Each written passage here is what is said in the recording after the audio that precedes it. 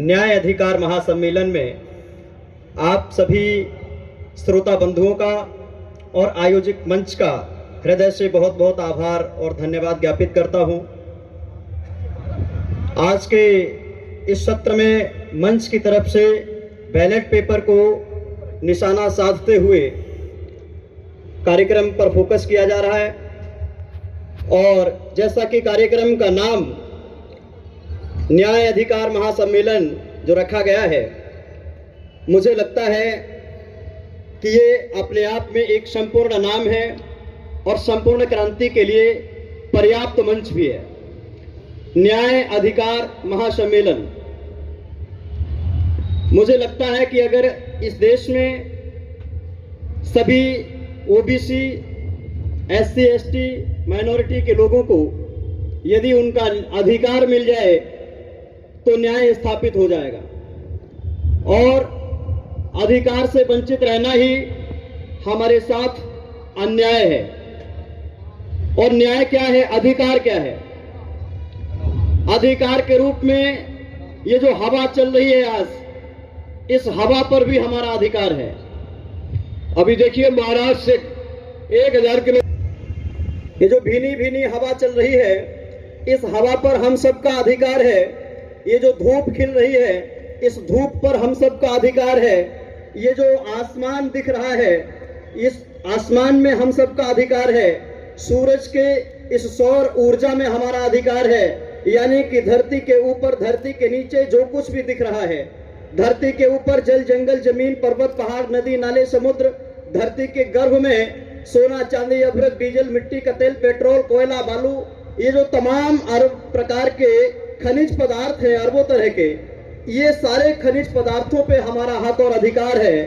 और आज ये जो सरकार बैलेट पेपर को मान्यता न देकर के ईवीएम से चुनाव पर अड़ी हुई है, उसका भी केवल एक ही फोकस है कि किसी ना किसी तरह से इस वोटरों की साझी संपत्ति पर उसका अधिकार कायम रहे। क्योंकि अगर बैलेट पेपर पर चुनाव होगा तो अधिकार छिनने का डर रहता है। आज हमारे आपके अधिकारों पर कब्जा किसका है? जो सत्ताधीश बैठे हुए हैं। इन सत्ताधीशों ने हमारे आम जनता के हक और अधिकारों पे कब्जा जमाए रखने के लिए एक जिद पाल रखी है कि दुनिया के सारे देशों में कहीं पर भी पहले ईवीएम से चुनाव को वरीयता नहीं दी जा रही है। जो भी विकसित राष्ट्र हो गए हैं, वहां पर भी ईवीएम को बैन कर दिया गया है। से हम लोगों का शोषण हुआ है और जिस वर्ग ने इतने दिन से शोषण किया है, हम ये व्यवस्था लाए कि उतने दिन के लिए उन लोगों की नागरिकता समाप्त करेंगे, वोट डालने का अधिकार समाप्त करेंगे उन सबका, और जनप्रतिनिधि बनने का अधिकार समाप्त करेंगे, सरकारियों में नौकरियों का अवसर समाप्त करेंगे, उन्हें हमेशा के लिए रोक देंगे। जब तक हम उन्हें रोक करके नीचे नहीं लाएंगे, तब तक हम ये नीचे वाले ऊपर नहीं आ सकते। जब जितने दिन हम शोषित रहे हैं, हमारे अधिकारों का हनन हुआ है, उतने दिन उन्हें रोक करके देखेंगे और हम आगे बढ़ेंगे, तब समानता आ सकती है। इसके अलावा अगर हम ये कहें कि गांधी वाली नीति पर चलें कि कोई एक गाल पर थप्पड़ मारे हम दूसरा गाल कर देंगे, तो ये तो हमेशा मारते रहे हैं और मारते रहेंगे। हमें भी समाज में उन लोगों से सीखना चाहिए कि जिनकी कई योजनाएं जो बनती हैं, आरएसएस की कोर कमेटी की योजना का पता नहीं चलता है, इसी तरह से हमारी भी योजनाएं गुप्त होनी चाहिए और उन गुप्त योजनाओं में कुछ ऐसी भर्ती करनी चाहिए जो सेना के नाम पर हो, ओबीसी, एसटी, माइनॉरिटी की एक सेना हो कि जरूरत पड़े तो वो सेना आकर के हस्तक्षेप करे। आपने देखा है रोडों पर हनुमान, वो बजरंग दल, करणी सेना, शिव सेना, हिंदू सेना, जाने कितनी सेना के सांप निकल के आ जाते हैं। हमें अपना भय दिखाने के लिए, अपनी शक्ति का प्रदर्शन करने के लिए इस तरह की सेना भी एक बनानी पड़ेगी कि जरूरत पड़े तो उन गुंडों का मुकाबला करने के लिए हमारे वो सैनिक आ सकें। भाइयों, ये बहुत आसान काम नहीं है।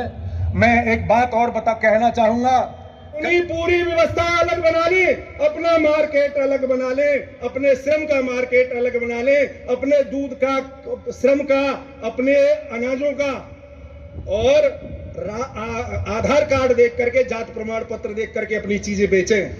जो बैकवर्ड SC ST का है तो दूध 50 रुपए लीटर, अगर सवर्ण का है वो हमारा खून पी रहा है तो उसके लिए 300 रुपए लीटर दूध जाएगा, क्योंकि दूध हम पैदा करते हैं, सब्जियां हम पैदा करते हैं। सब्जी भी अगर ओबीसी SC ST का है तो 50 रुपए किलो, और अगर सवर्ण है तो 300 रुपए किलो। आधार कार्ड पर देख के जात प्रमाण पत्र देखिए, उसके बाद ये चीजें उन लोगों को।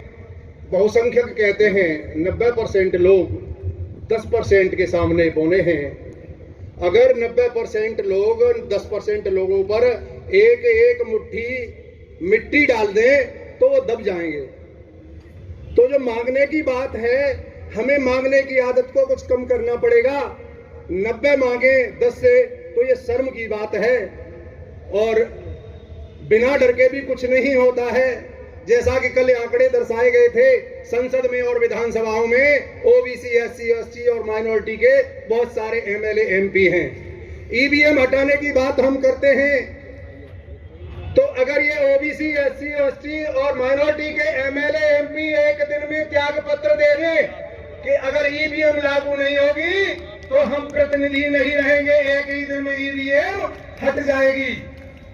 हट सकती है कि नहीं हट सकती है? तो विपक्ष के लोभी और लालची नेताओं का भी हाथ है। अगर विपक्ष भी एक दिन त्याग पत्र दे दे तो भी EVM हट सकती है।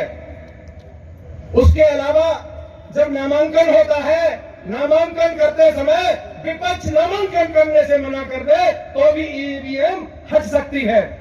ये लोग गांव-गांव से, दूर दूर से, अंचल से आए हुए हैं। इन लोगों के हाथ में सिर्फ आवाज ही आवाज है और पावर नहीं है। और जिनके हाथ में पावर है और जो हमारे बीच से जिन्हें हमने पावरफुल बनाया है, भाइयों, कल दिल्ली सरकार के पूर्व मंत्री राजेंद्र पाल गौतम जी ने कहा था कि हमें ओबीसी SC ST माइनॉरिटी के नेताओं का घेराव करना होगा। घेराव ही नहीं करना होगा, उनको अधिकारों से और समाज से भी वंचित करना होगा। हमारी लड़ाई में वो सहयोगी न होकर के हमारे विपक्षियों का साथ देते हैं, उनके सामने अपनी आवाज नहीं उठाते हैं, तो ये अप्रत्यक्ष रूप से उनका सहयोग होता है। भाइयों, मैं कुछ बातें ऐसी करना चाहूंगा कि जो ओबीसी SC ST के लोग ऐसे आंदोलन में शामिल नहीं हो रहे हैं या विरोध कर रहे हैं, उन लोगों को मिलने वाले अधिकारों से वंचित किए जाने के लिए भी एक योजना बननी चाहिए कि आजादी सबको मिल जाती है, लड़ने वाले कुछ ही होते हैं। तो इनको कैटेगराइज करिए, जो लड़ने वाले लोग हैं उनकी कैटेगरी और होगी, और ओबीसी SC